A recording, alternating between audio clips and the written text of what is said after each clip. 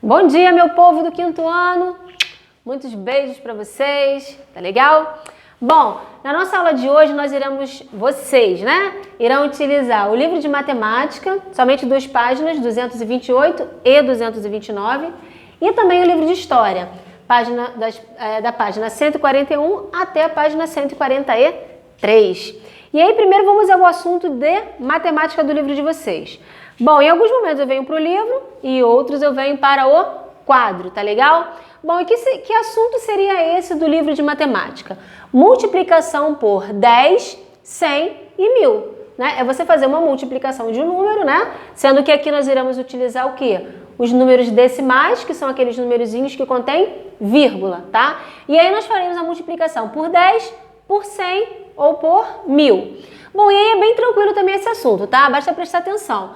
Bom, e aí por que a tia Aline desenhou uma seta para a direita? Que é para vocês entenderem que é a direita, né? E aí a gente vai utilizar sempre a vírgulazinha para as casinhas da direita, ok? E aí eu coloquei aqui 2,35 vezes 10, né? 2 inteiros e 35 centésimos aqui no caso. Bom, e aí você precisa multiplicar por quem? Por 10. Preste atenção que eu sinalizei abaixo de cada númerozinho, ó, do 10 eu coloquei, ó, eu sinalizei um zerinho aqui embaixo, um zerinho, do 100 eu sinalizei os 2 e de 1000 os 3 zerinhos, certo? Sinalizei com o vermelhinho aqui. Então assim, toda vez que eu for multiplicar o meu número decimal, né, por 10, eu vou pular somente uma casinha, a vírgula só vai pular uma vezinha só. Então, se a vírgula está aqui entre 2 e o 3, está nessa casinha aqui, se eu vou multiplicar por 10, eu vou pular só mais uma casinha. Olha aqui como a tia Aline colocou a seta. Então, se eu vou pular só mais uma casinha, a vírgula vai ficar aqui entre 3 e os 5, que foi o que a tia Aline fez aqui, né? Nessa multiplicação aqui, daria esse número aqui, que no caso seria aqui, né, 23 inteiros, né? E 5 décimos. Então, quando eu vou multiplicar por 10, eu pulo a vírgula somente uma casa, uma vez. Foi o que eu fiz aqui. Ela estava aqui e foi para outra casinha, ok? O de baixo, eu percebo que a tia Aline colocou o mesmo valor aqui, tá? Bom, e aí, agora embaixo, 2,35 vezes 100. Então, o 100, eu tenho 2 zerinhos. Então, se eu tenho 2 zerinhos, eu vou pular 2 casas. E aí, eu coloquei aqui, ó, uma casa, 2 casas. Eu sinalizei aqui com a seta. E aí, aqui, ó, como a vírgula está no 2, né? Ele estaria aqui, se eu preciso pular 2 casas, eu vou vir 1, 2 casas. E aí eu acrescentei a vírgula aqui. Quando a gente acrescenta a vírgula na última casa, não existe a necessidade de estar colocando vírgula, ela fica invisível. E aí você pode estar colocando 235 somente, ok? Bom, e agora por 1000. 2,35 vezes 1000. Então aqui eu tenho 3 zerinhos. Então, 3 zerinhos, 3 casas. Como a vírgula está aqui entre o 2 e o 3, eu vou pular uma casa, 2 casas, 3 casas. Opa, aqui não tem mais casa. Quando não tem mais casa aqui, você vai acrescentar o 0, ok? Então, foi o que a tia Aline fez aqui. Vocês poderiam ter feito isso aqui também, ó.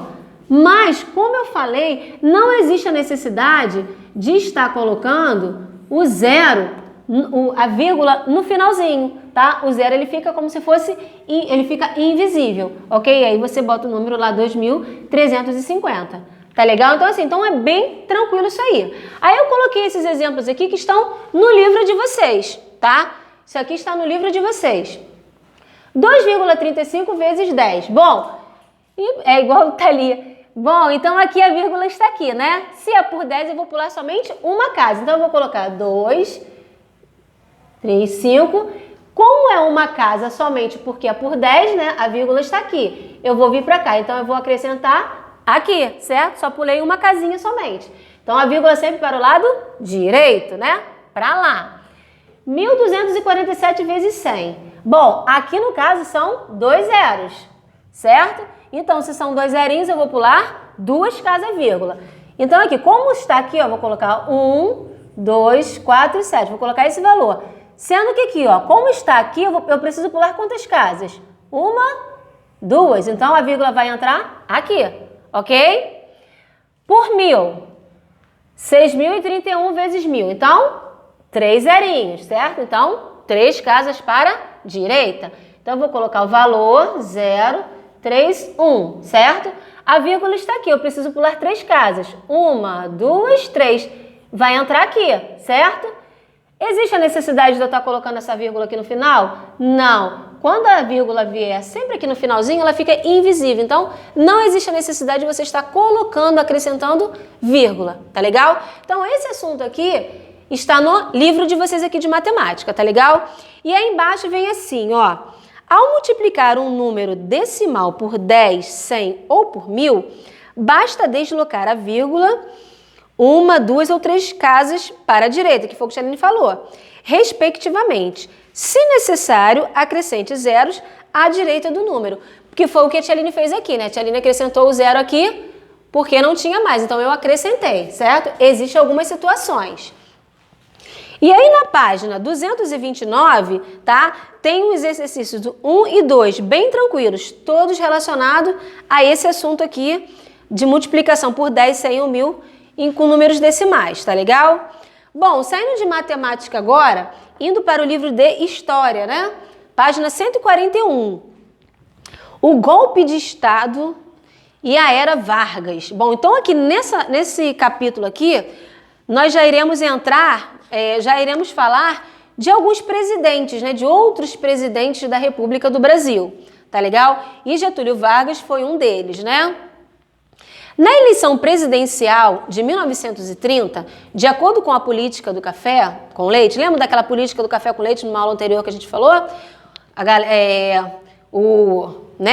O presidente lá de São Paulo, né, ele plantava café e de Minas ele tinha produção de leite, né, por isso café com leite. O mineiro deveria ser indicado ao governo. No entanto, o presidente Washington Luiz apoiou outro paulista, o Júlio Prestes, que venceu as eleições aqui desse ano. A Aliança Liberal, que é um outro partido, né, que era formada pelos estados descontentes Minas Gerais, Rio Grande do Sul e Paraíba, e que havia indicado como candidato o gaúcho Getúlio Vargas, não aceitou a vitória de Júlio Prestes e organizou um golpe para assumir o poder. Esse fato ficou conhecido como Revolução de 1930. Bom, então aqui um tinha vencido as eleições, né, que no caso foi o Júlio Prestes. Só que o Getúlio Vargas, né, que era um outro candidato de um outro partido, não se conformou com isso. E aí o que ele resolveu fazer? Ele resolveu organizar um golpe, uma coisa errada, né? Para quê? Para que o Júlio Prestes não governasse o Brasil e sim o Getúlio, né? Então aqui tem até a imagem do Getúlio Vargas aqui. O golpe de Estado possibilitou, que foi o golpe que o Getúlio Vargas deu, né? O golpe de Estado possibilitou a Getúlio Vargas tomar o poder em 1930 e governar o país até 1945. Então, assim, o golpe para ele resolveu, né? Porque ele conseguiu o quê? Conseguiu o poder, ele conseguiu governar. Seu governo costumava ser dividido em 3 fases. Governo provisório, de 1930 a 1934, Governo Constitucional de 1934 a 1937 e o Estado Novo de 1937 a 1945, né? Então, assim, para cada fase ele criou um governo aí, né? Uma forma de governar. E aí vamos ao primeiro, Governo Provisório. Então, assim, dentro de cada governo aqui, dentro de cada fase aqui, ele foi criando coisas para o nosso Brasil, né? O governo provisório foi o período que se iniciou logo após o golpe de Estado promovido pela Aliança Liberal, que era o partido de quem? De Getúlio Vargas, né? A economia cafeeira estava em crise. Getúlio proibiu, então, a plantação de café por 3 anos e mandou queimar os estoques em armazém com o intuito de tornar o café um produto mais caro. Então, assim, se a gente parar para pensar, né, em aulas anteriores, a Tialine falou desse produto tão rico, né, do Brasil, que era o café, né? Muitos fazendeiros, né, os coronéis lá, os donos das fazendas, eles enricaram muito com a venda com essa exportação do café. Sendo que no governo de Getúlio, como o governo começou a entrar em crise, ele resolveu o quê? Mexer logo no café, né? Nesse período também criou o Ministério do Trabalho, o Ministério da Educação e Saúde e promulgou algumas leis trabalhistas, ou seja, porque nos dias atuais, nos dias de hoje, existem, né, essas pastas, como dizem, pasta do Ministério da Saúde, que cuida, né, da saúde, Temos a pasta do Ministério da Educação, né? Da Infraestrutura, diversos tipos de ministério nós temos no nosso país. Hoje, muito mais do que nessa época aqui. E quem deu início a esses ministérios foi o governo de Getúlio Vargas, né? Então, ele começou logo por quem? Pelo Ministério do Trabalho, né? Que para cuidar, né? Da parte trabalhista da população, de quem trabalhava, da educação, né? Que as pessoas precisavam, as crianças precisavam estudar. E também da saúde, cuidar da saúde. Então foi no governo dele, no governo provisório, é que deu início a esses tipos de pastas aí. Em 1932 ocorreu a Revolução Constitucionalista, na qual os paulistas exigiam uma constituição para o país. Então assim, começou-se a exigir outras coisas, né? Já no governo constitucional, de 1934 a 1937, né, Getúlio Vargas promulgou a Constituição de 1934, que estabeleceu o salário mínimo e as férias remuneradas para os trabalhadores. Instituiu o voto feminino e determinou o ensino obrigatório gratuito, ou seja, outras criações também do governo dele que não existiam no país, né? Não existia. Então ele começou o quê? Ele colocou o quê? Que era obrigatório o quê? O ensino, né? A pessoa teria direito ao ensino público, vamos dizer assim, né? Gratuitamente. A pessoa não iria pagar pelo estudo, e sim o governo que iria fornecer isso aí de forma gratuita. Instituiu o voto feminino, né? Porque a mulher poderia votar, certo? O salário mínimo, né? Que foi uma criação também do governo dele, que nós temos até hoje o salário mínimo aí, né? Dizem que ninguém pode ganhar menos do que um salário mínimo, né?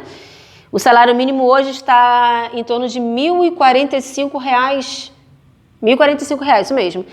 E as férias, ou seja, foram itens, né? Que ele começou a criar. Então, no governo provisório, ele criou algumas coisas, no governo institucional também. E aí, no Estado Novo, né? Que foi um outro período aí, de 1937 a 1945. Deixa a tia Aline dar uma olhada aqui numa coisa aqui, ó. Ah, tá, isso mesmo. Em 1937, Getúlio Vargas, com o apoio dos militares, impediu que houvesse uma nova eleição para a presidência e iniciou uma ditadura no Brasil. Getúlio anulou a Constituição existente e impôs outra, que lhe concedia plenos poderes para governar o país. Bom, assim, ele não queria deixar de governar, né? Ele queria governar anos e anos e anos, não queria dar oportunidade para outras pessoas. E aí ele teve o apoio de quem? Ele teve o apoio dos militares, né? Então, tendo o apoio dos militares, com isso, né, ele conseguiu aí governar por mais tempo mesmo o Brasil. Nessa fase do governo getulista, ocorreram o fim dos partidos políticos, né, porque ele queria liderar, né, então ele não ia deixar, né, com novas criações de partidos, né? Ele deu fim a isso. A instalação da usina siderúrgica de Volta Redonda, no Rio de Janeiro, para a fabricação de aço. Isso aqui foram algumas mudanças, né, que ocorreram. O início da exploração do petróleo no Brasil com a descoberta do primeiro poço na Bahia. A participação do Brasil na Segunda Guerra Mundial. Então, assim, coisas que ocorreram, né, nessa fase aqui do Estado Novo. Com a implantação da ditadura, crianças, a ditadura dizem, né, que foi, eu não vivi nesse período, mas dizem que foi um período muito difícil, né? Muitos contam que, assim, você não tinha direito de se expressar, né? Você não tinha direito, faltava-se muitos alimentos em mercados. Foi um período, assim, bem complicado no Brasil, esse período da ditadura. Foi um período muito autoritário, né, pelos governantes, tá? Com a implantação da ditadura, o país passou a viver um período de falta de liberdade e de severas perseguições políticas. Para censurar os meios de comunicação e fazer com que eles promovessem propagandas positivas no governo, foi criado o Departamento de Imprensa e Propaganda, o DIP. Para perseguir as pessoas que criticavam o governo, foi criada a Polícia Secreta. Então, assim, além disso, uma cartilha passou a ser aplicada nas escolas para tentar fazer com que as pessoas apoiassem a ditadura desde a infância. Então, assim, foi uma época, né? Foi uma época, como eu falei, difícil, né? as pessoas tinham que fazer o que eles mandavam, tinha que ser do jeito deles, ninguém tinha liberdade de expressão, né? Você não podia expressar certas coisas, e se você fosse contra o governo, você poderia ser presa, né? Então, assim, foi um período bem difícil. No início de 1945, em São Paulo, as pessoas começaram a se manifestar de forma mais organizada pelo fim da ditadura, imposta por Getúlio Vargas e militares, porque quem impôs a ditadura no Brasil, nessa época aqui, foi Getúlio Vargas e os militares, né? Assim, ele fez alguns benefícios? Sim, né? Criou algumas coisas, mas ele também trouxe coisas ruins também, né? Creio, pelo que o livro conta. O governo já estava enfraquecido, os militares, que ainda tinham poder, obrigaram Vargas a renunciar. No mesmo ano, Eurico Gaspar Dutra foi eleito presidente por meio das eleições diretas. Lembra que a gente falou de eleições diretas lá, do povo que vota? O povo que escolhe? Ou seja, pelo voto da população. Então, assim, as pessoas começaram a se manifestar de forma organizada, né, nesse período aqui de 1945, porque eles não estavam o quê? Satisfeitos, mesmo com aquelas criações boas que Getúlio fez, né? Criando os ministérios, salário, enfim, né?